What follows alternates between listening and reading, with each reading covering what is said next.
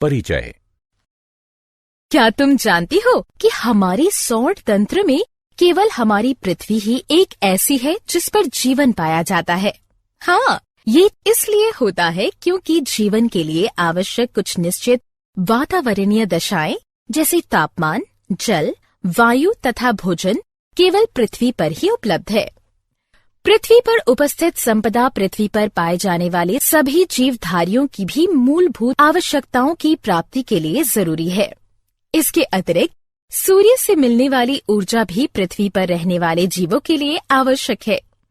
जीवमंडल पृथ्वी की सतह पर जीवन को सहायता देने वाला तंत्र है, जो कि वायुमंडल में कुछ मील की दूरी से लेकर महासागरों के गहरे समुद्र की तलहटी तक फैला हुआ है। भूमि, जल तथा वायु पृथ्वी पर पाए जाने वाले संपदाएं हैं। प्राकृतिक संसाधन वायुमंडल, जलमंडल और स्थल मंडल के घटक हैं। जीवन मंडल का भौतिक भाग 3 मुख्य समूहों में विभाजित किया गया है: स्थल मंडल, जल मंडल और वायुमंडल। स्थल मंडल में पृथ्वी की सबसे बाहरी परत यानी परपटी या क्रस्ट के ठोस घटक जैसे मृदा, चट्टान और खनिज शामिल होते हैं। केवल पृथ्वी की सबसे बाहरी परत, जिसे मृदा भी कहते हैं, में जीवित जंतु पाए जाते हैं तथा ये जीव मंडल का एक भाग बनाती है। तालाब, नदियां, झील और समुद्र सभी जल मंडल के जलीय घटकों में शामिल हैं। जल पृथ्वी के सतह का लगभग 75% भाग घेरता है। जल भूमिगत भी पाया जाता है। वायुमंडल एक कंबल की तरह जलमंडल और स्थल मंडल के आसपास गैस का आवरण बनाता है। वायुमंडल पृथ्वी की सतह से कुछ किलोमीटर की ऊंचाई तक फैला होता है। ये 4 भागों में विभक्त होता है: क्षोभ मंडल, समताप मंडल, ओजोन मंडल, आयन मंडल। इसलिए हम कहते हैं कि जीवन मंडल मुख्य रूप से 2 घटकों से मिलकर बना होता है: जैविक घटक सभी जीवित वस्तुएं, अजैविक घटक यानी वायु, जल तथा मृदा।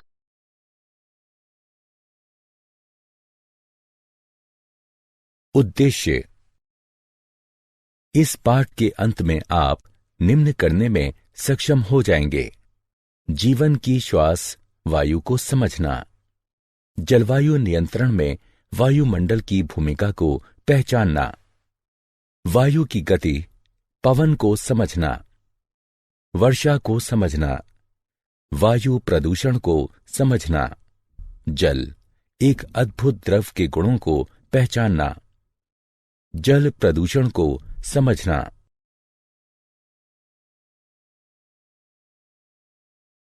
जीवन की श्वास वायु। हम सभी जानते हैं कि वायु नाइट्रोजन, ऑक्सीजन, कार्बन डाइऑक्साइड तथा जल वाष्प का एक मिश्रण है। इस मिश्रण के कारण ही पृथ्वी पर जीवन संभव है। पृथ्वी की सतह पर अधिकांश मात्रा में नाइट्रोजन तथा ऑक्सीजन उपस्थित है। नाइट्रोजन 78%, ऑक्सीजन 21%, कार्बन डाइऑक्साइड तथा अन्य गैसें 0.03%, निष्क्रिय गैसें ऑर्गन 0.93%।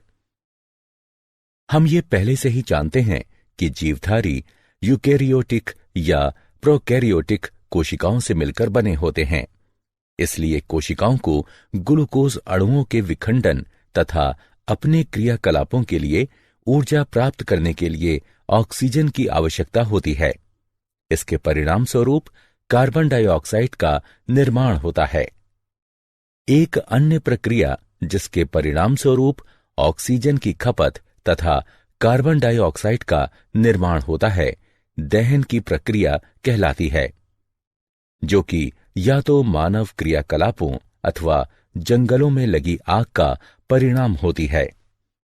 हालांकि विभिन्न क्रियाकलापों द्वारा कार्बन डाइऑक्साइड का एक बड़ी मात्रा में निर्माण होता है, किंतु फिर भी वायुमंडल में कार्बन डाइऑक्साइड का प्रतिशत कुल प्रतिशत का एक छोटा सा भाग ही है।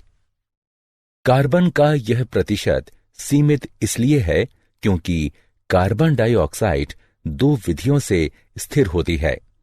पहला, हरे पौधे इसे ग्रहण करके सूर्य के प्रकाश तथा क्लोरोफिल की उपस्थिति में ग्लूकोज में बदल देते हैं।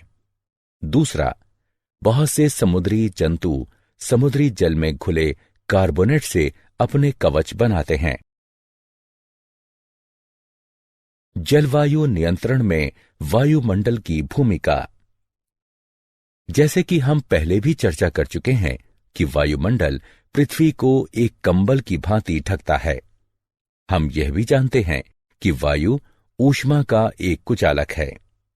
वायुमंडल दिन में तापमान को अचानक बढ़ने से रोकता है। वायुमंडल पृथ्वी के औसत तापमान का दिन के समय और यहां तक कि पूरे वर्ष भर लगभग नियत बनाए रखता है और रात के समय ऊष्मा को बाहरी अंतरिक्ष में जाने की दर को कम करता है। पृथ्वी तथा चंद्रमा सूर्य से लगभग समान दूरी पर हैं, किंतु चंद्रमा की सतह जहां वायुमंडल नहीं है उस पर तापमान -190 डिग्री सेल्सियस से 110 डिग्री सेल्सियस के मध्य रहता है।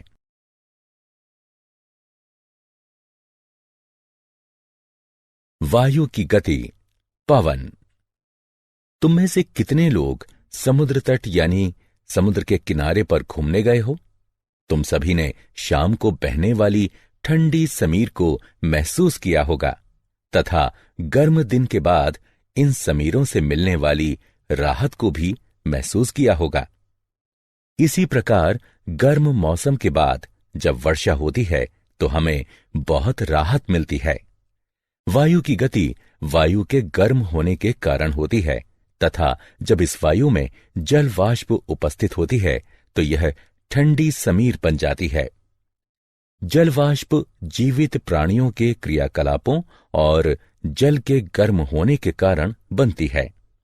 स्थलीय भाग या जलीय भाग से होने वाले विकिरण के परावर्तन तथा पुनर्विकिरण के कारण वायुमंडल गर्म होता है। गर्म होने पर वायु में संवहन धाराएं उत्पन्न होती हैं। जब वायु स्थल और जल के विकिरण के कारण गर्म होती है तब ये ऊपर की ओर प्रवाह करती है।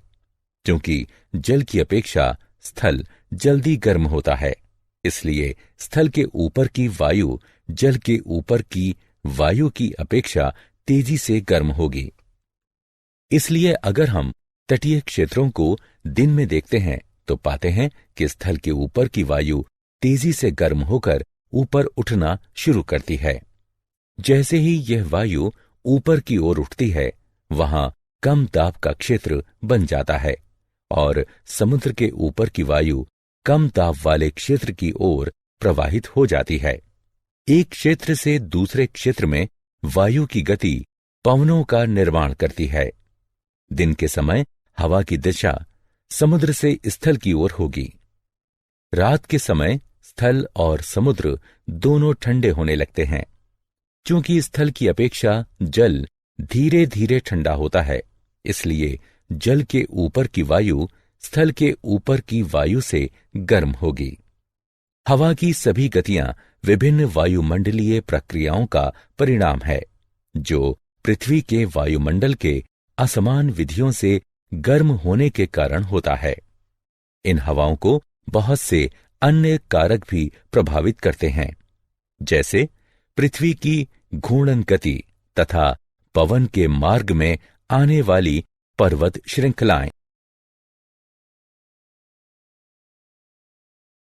वर्षा।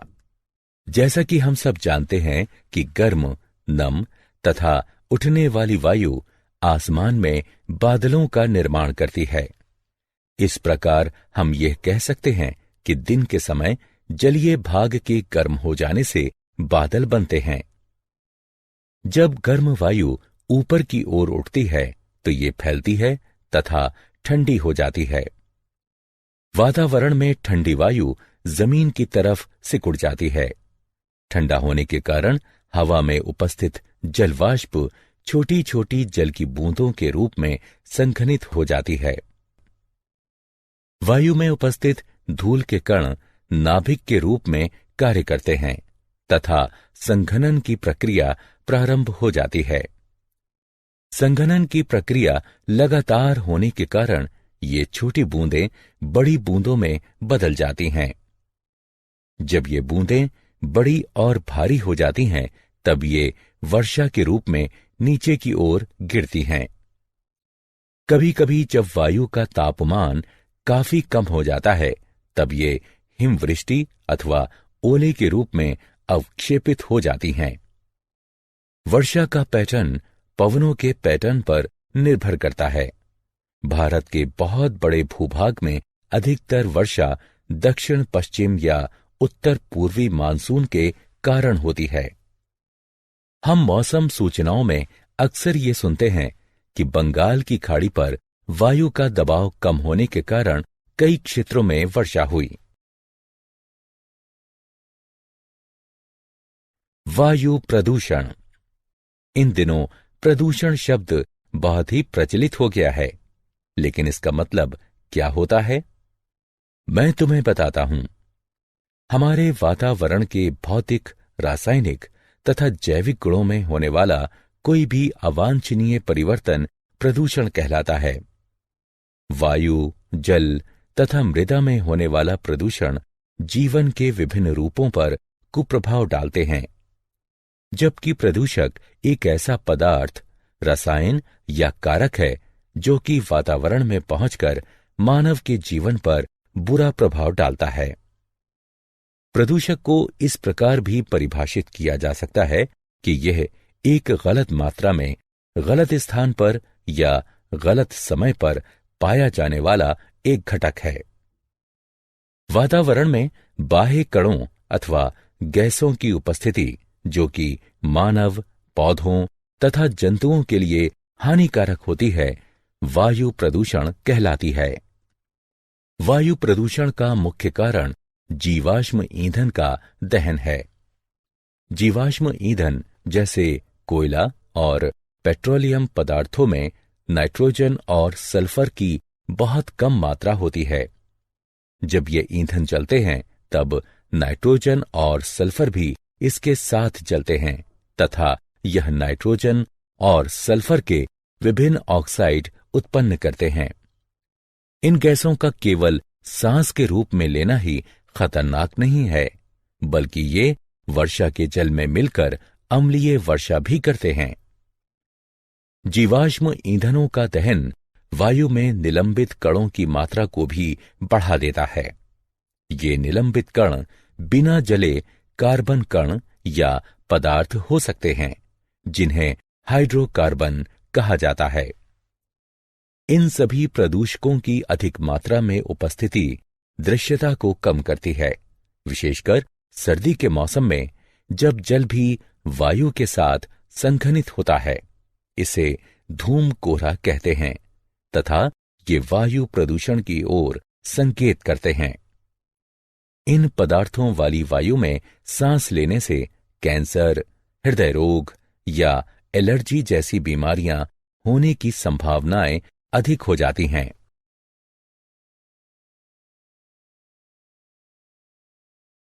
जल एक अद्भुत द्रव।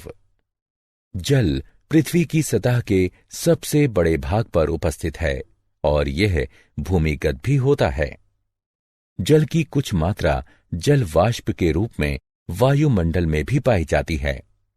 पृथ्वी की सतह पर पाए जाने वाले जल का कुल 97% सागरों तथा महासागरों में पाया जाता है तथा यह जल क्षारीय होता है। पृथ्वी पर 1% ही स्वच्छ जल पाया जाता है। 2% शुद्ध जल बर्फ के रूप में दोनों ध्रुवों पर तथा बर्फ से ढके पहाड़ों पर पाया जाता है। भूमिगत जल तथा नदियां, झीलें तथा तालाबों में पाया जाने वाला जल भी स्वच्छ जल होता है। स्वच्छ जल की उपलब्धता विभिन्न स्थानों पर भिन्न भिन्न होती है। गर्मी के मौसम में अधिकतर स्थानों पर जल की कमी हो जाती है।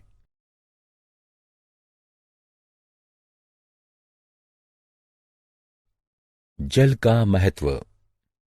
जल इसलिए आवश्यक है क्योंकि सभी जीवों को जल की जरूरत है। सभी कोशिकीय प्रक्रियाएं जलीय माध्यम में होती हैं। सभी प्रतिक्रियाएं जो हमारे शरीर में या कोशिकाओं के अंदर होती हैं, वह जल में घुले हुए पदार्थों में होती हैं। शरीर के एक भाग से दूसरे भाग में पदार्थों का संवहन खुली हुई अवस्था में होता है। इसलिए जीवित प्राणी जीवित रहने के लिए अपने शरीर में जल की मात्रा को संतुलित बनाए रखते हैं। स्थलीय जीवों को जीवित रहने के लिए शुद्ध जल की आवश्यकता होती है, क्योंकि खारे जल में नमक की अधिक मात्रा होने के कारण जीवों का शरीर उसे सहन नहीं कर पाता है। इसलिए प्राणियों और पौधों को पृथ्वी पर जीवित रहने के लिए आसानी से जल उपलब्धि के स्रोत आवश्यक हैं।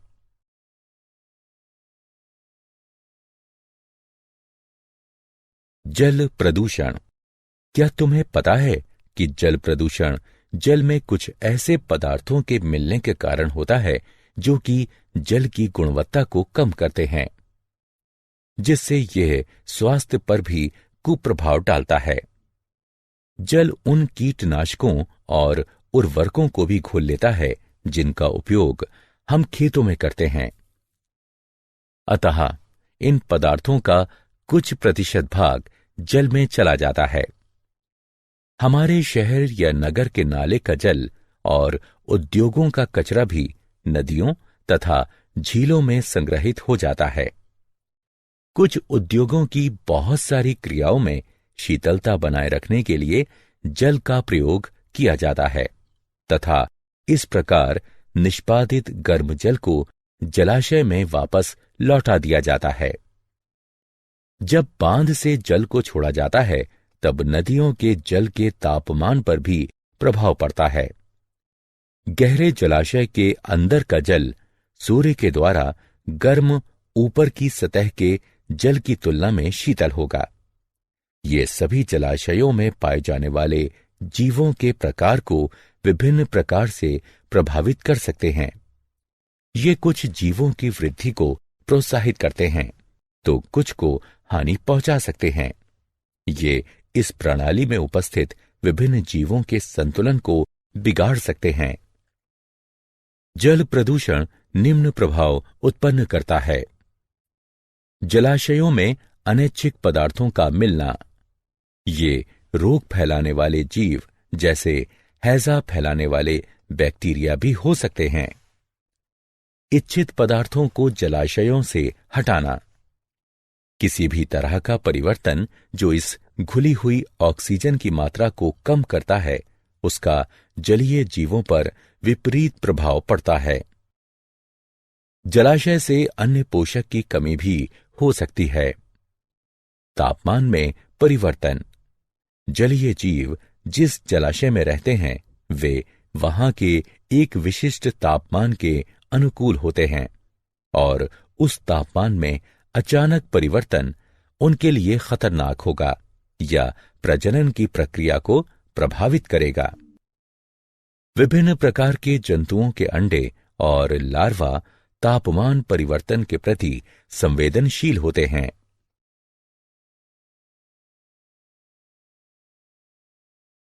क्या आप जानते हैं स्टैच्यू ऑफ लिबर्टी SO2 तथा NO2 एवं ताजमहल मथुरा रिफाइनरी से निकलने वाले SO2 के द्वारा प्रभावित हो रहे हैं।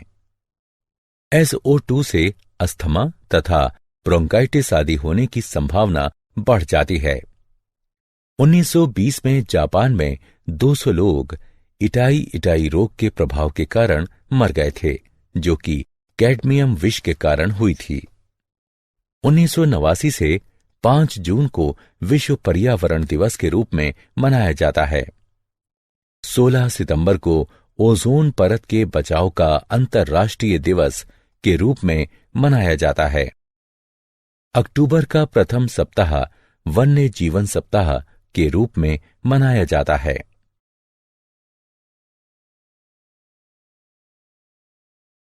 सारांश। आइए हमने जो कुछ सीखा है उसे संक्षेप में दोहराएं।